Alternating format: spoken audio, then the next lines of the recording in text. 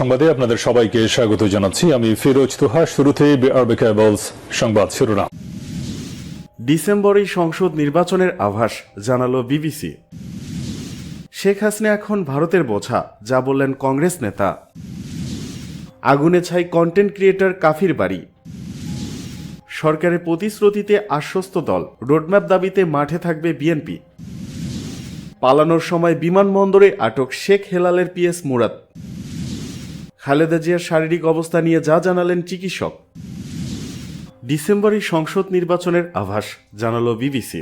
বাংলাদেশের অন্যতম প্রধান রাজনৈতিক দল বিএনপি নেতাদের সাথে প্রধান উপদেষ্টা অধ্যাপক মোহাম্মদ ইউনূসের বৈঠকে ডিসেম্বরে নির্বাচনের বিষয়ে একমত হওয়ার ধারণা পাওয়ার পর এখন নির্বাচনকে সামনে রেখে কি কি পদক্ষেপ নেওয়া হচ্ছে তা নিয়ে আগ্রহ তৈরি হয়েছে রাজনৈতিক মহলে। ওই বৈঠকের পর বিএনপি মহাসচিব মির্জা ফখরুল ইসলাম আলমগীর বলেছেন, ডিসেম্বরের মতো জাতীয় নির্বাচনের বিষয়ে প্রধান উপদেষ্টা তাদের আশ্বস্ত করেছেন। যদিও প্রধান উপদেষ্টার প্রেস সচিব ওই দিনই তার ব্রিফিংয়ে বলেছেন, বিএনপির পক্ষ থেকে বলা হয়েছে যেন তাড়াতাড়ি নির্বাচন হয়।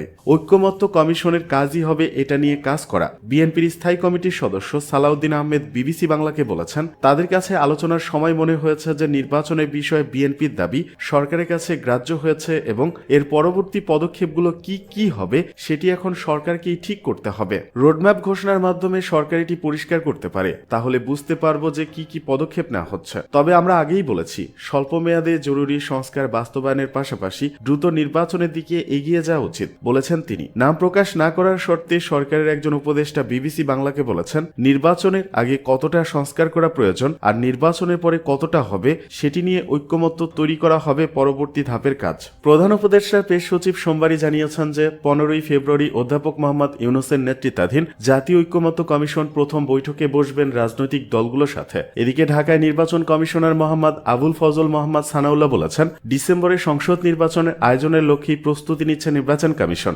নির্বাচন কমিশন এখন ভোটার হালনাগাদের কার্যক্রম পরিচালনা করছে। প্রসঙ্গত, এর আগে জাতির উদ্দেশ্যে দেওয়া ভাষণে প্রধান উপদেষ্টা বলেছিলেন, চলতি বছরের শেষে কিংবা আগামী বছরের শুরুতে জাতীয় নির্বাচন অনুষ্ঠিত হবে।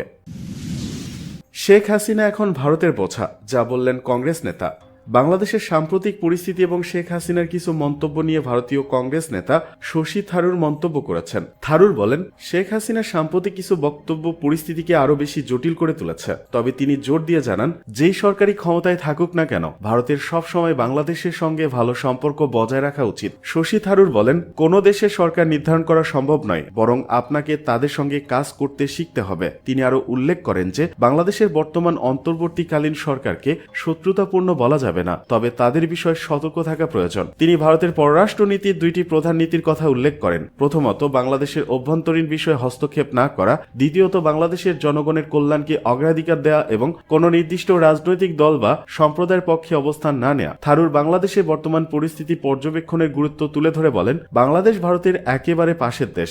সেখানে যা ঘটছে তার সুদূরপ্রসারী প্রভাব ভারতের উপর পড়তে পারে। তিনি আরো বলেন, বাংলাদেশ ভারতের জন্য একটি দুর্বল জায়গা হতে পারে, যেখানে শত্রুতাপূর্ণ সরকার ক্ষমতা এলে পরিস্থিতি জটিল হতে পারে। শেখ হাসিনার বর্তমান অবস্থান প্রসঙ্গে থারুর বলেন, গত বছরে ছাত্র আন্দোলনের ফলে শেখ হাসিনার সরকার ক্ষমতাচ্যুত হয় এবং বর্তমানে বাংলাদেশের অন্তর্বর্তীকালীন সরকার ডক্টর মোহাম্মদ ইউনূসের নেতৃত্বে পরিচালিত হচ্ছে। শেখ হাসিনা গত 5 আগস্ট ভারতে পালিয়ে যান এবং এখনো সেখানে অবস্থান করছেন। থারুর আরো বলেন, ভারত শেখ হাসিনাকে আশ্রয় দিয়েছে, এ নিয়ে কোনো সন্দেহ নেই। বাংলাদেশের বর্তমান পরিস্থিতিতে ভারতের সতর্কতার গুরুত্ব তুলে ধরে তিনি বলেন, আমাদের প্রতিটি স্তরে এই বার্তা দেওয়া উচিত যে আমাদের প্রতিশ্রুতি বাংলাদেশের জনগণের কল্যাণের প্রতি।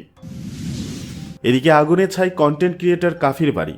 আলোচিত কন্টেন্ট ক্রিয়েটর নুরুজ্জামান কাফির বাড়িতে আগুন দেওয়ার অভিযোগ উঠেছে। এই ঘটনায় পটুয়াখালী জেলার কলাপাড়ায় এক প্রতিবাদী সমাবেশের ডাক দিয়েছেন কাফি। তিনি জুলাই আন্দোলনের সমন্বয়কদের একজন ছিলেন। মঙ্গলবার রাতে সামাজিক যোগাযোগ মাধ্যম ফেসবুকে অভিযোগ করেন ও সমাবেশের ডাক দেন তিনি। ফেসবুকে কাফি লিখেন, মধ্যরাতে আমার বাড়িঘর রান্নাঘর সম্পূর্ণ পুড়িয়ে দিয়েছে। কোন দেশের জন্য কাদের জন্য কথা বলেছিলাম, যুদ্ধ করেছিলাম এবং করছি, নিরাপত্তা পাইনি। বুধবার সকালে আরেক স্ট্যাটাসে সাংবাদিকদের আহ্বান জানিয়ে কাফি লিখেন, আজ সকাল 11টায় আমার পোড়া বাড়িতে কলাপাড়া থানা পটুয়াখালী জেলার সাংবাদিক ভাইদের থাকার আহ্বান করছি। আমি এই দায়িত্বহীন সরকারকে বিগ মেসেজ দিব। মেসেজ সম্পূর্ণভাবে মানবে, নতুবা আমি নিজেই বিকল্প হব। আমি বিপ্লবী সরকার হব।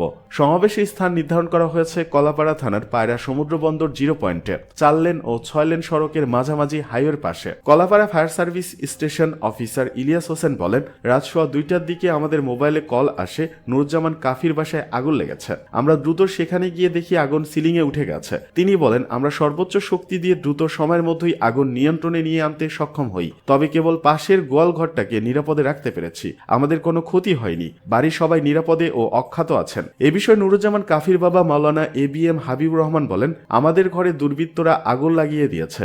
আমাদের পুড়িয়ে মারার জন্যই এমন ঘটনা ঘটিয়েছে। আমরা এর বিচার চাই। যে যার মতো করে দরজা ভেঙে বের হয়েছি। বাড়ির কিছুই অবশিষ্ট নেই, সব শেষ হয়ে গেছে। সরকারের প্রতিশ্রুতিতে আশ্বস্ত দল, রোডম্যাপ দাবিতে মাঠে থাকবে বিএনপি।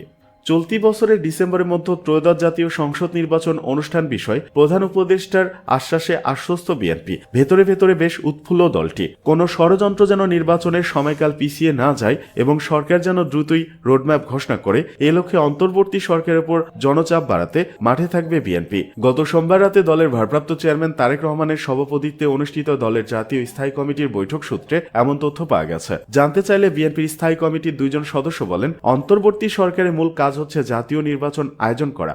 সরকার ও জনগণও তাই চায়। তবে এটি নস্যাতে ষড়যন্ত্রও আছে। এই ষড়যন্ত্র মোকাবেলায় রোডম্যাপ ঘোষণা না হওয়া পর্যন্ত বিএনপি রাজপথে থাকবে। এদিকে পালানোর সময় বিমানবন্দরে আটক শেখ হেলালের পিএস মুরাদ। আওয়ামী লীগের সাবেক সংসদ সদস্য শেখ হেলাল উদ্দিনের ব্যক্তিগত সহকারী বা পিএস হোসেন মোহাম্মদ মুরাদ ওরফে সোহেল মুরাদকে আটক করা হয়েছে। গতকাল মঙ্গলবার রাতে হজরত শাহজালাল আন্তর্জাতিক বিমানবন্দর থেকে তাকে আটক করা হয়। বিমানবন্দর সূত্রে জানা যায়, সোহেল মুরাদ দেশ ছেড়ে পালানোর চেষ্টা করেন। বিমানের টিকিট কেটে চেকিং এর সময় তাকে আটক করা হয়। পরে বিমানবন্দরে আইন শৃঙ্খলা বাহিনী তাকে ঢাকা মহানগর গোয়েন্দা ডিবি পুলিশের কাছে হস্তান্তর করে। ঢাকা মহানগর পুলিশ ডিএমপির অতিরিক্ত police commissioner DB Rezaul Karim বিষয়টি নিশ্চিত করেছেন। তিনি জানান, মুরাদের বিষয়ে পরবর্তী আইনি ব্যবস্থা প্রক্রিয়াধীন। একটি সূত্র বলছে, মুরাদ শেখ হেলালের ক্যাশিয়ার ছিলেন। শেখ হেলালের ক্ষমতা ব্যবহার করে হাজার কোটি টাকার মালিক হয়েছেন মুরাদ। গুলশানে ব্যবসায়ীরা তার ভয়ে তটস্থ থাকত। টেন্ডারবাজি, কমিশন বাণিজ্য করে বিপুল সম্পদের মালিক বনে যান মুরাদ। খোঁজ নিয়ে জানা গেছে, বৈষম্য বিরোধী ছাত্র আন্দোলনের সময় ছাত্র হত্যায় বিপুল অর্থের যোগান দেন সোহেল মুরাদ।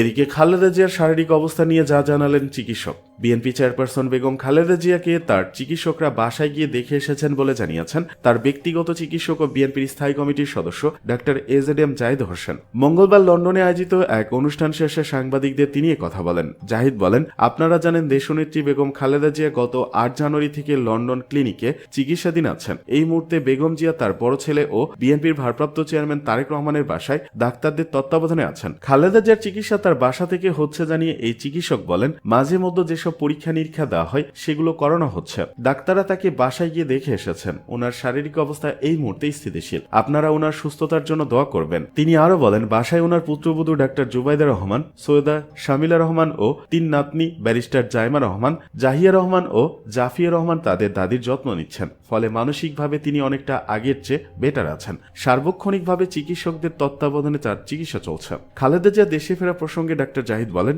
এখানকার চিকিৎসকরা যেদিন ওনাকে যার জন্য পরামর্শ দেবেন বা তারা যদি মনে করেন উনি বিদেশ থেকে দেশে যাওয়ার মতো অবস্থার মধ্যে আছেন, তখনই তিনি দেশে ফিরবেন।